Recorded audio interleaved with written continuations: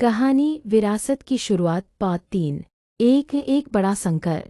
आर्यन का बिजनेस आसमान छू रहा था, लेकिन अचानक दुनिया में तकनीक बदल गई। पुराने तरीके बेकार होने लगे। आर्यन के पास दो रास्ते थे, या तो अपनी पुरानी कामयाबी पर बैठकर हार का इंतजार करे, या फिर सब कुछ दांव पर लगाकर खुद को फिर से बदले। उसने दूसरा रास्ता चुना। उसने अपनी पूरी कंपनी को नई तकनीक, एआई और रोबोटिक्स पर शिफ्ट कर दिया। यह उसके जीवन का सबसे बड़ा जुआ था। सफलता का नया पैमाना। आर्यन को समझ आया कि असली अमीरी सिर्फ बैंक बैलेंस नहीं है, बल्कि समय की आज़ादी है। उसने अपने बिजनेस को ऑटो पायलट मोड पर डाल दिया। अब वह काम इसलिए नहीं करता था क्योंकि उसे पैसों की ज़रूरत थी, बल्कि इसलिए करता था क्योंकि उसे काम से प्यार था। उसने दुनिया के अलग अलग देशों की यात्रा की और वहां से नए बिजनेस आइडियाज सीखे। 3 आर्यन फाउंडेशन और बदलाव।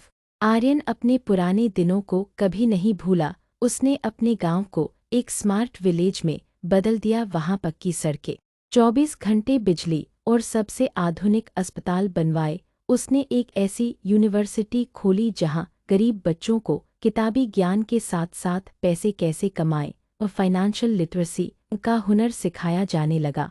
4 विरासत द लेगेसी।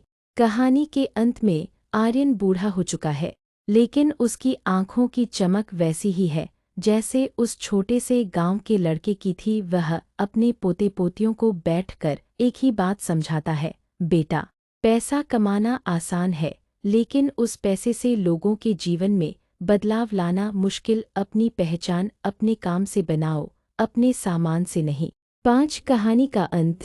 आज आर्यन का नाम दुनिया के सबसे प्रभावशाली लोगों में गिना जाता है। उसकी कहानी एक मिसाल बन गई कि अगर इरादा पक्का हो तो एक झोपड़ी से निकलकर दुनिया के सबसे ऊंचे शिखर तक पहुंचा जा सकता है। पार्ट 3 की मुख्य सीख।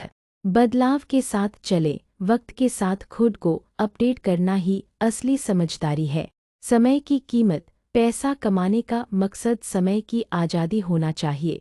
विरासत छोड़ें, कुछ ऐसा करें कि आपके जाने के बाद भी दुनिया आपको याद रखे। थंबनेल के लिए सुझाव।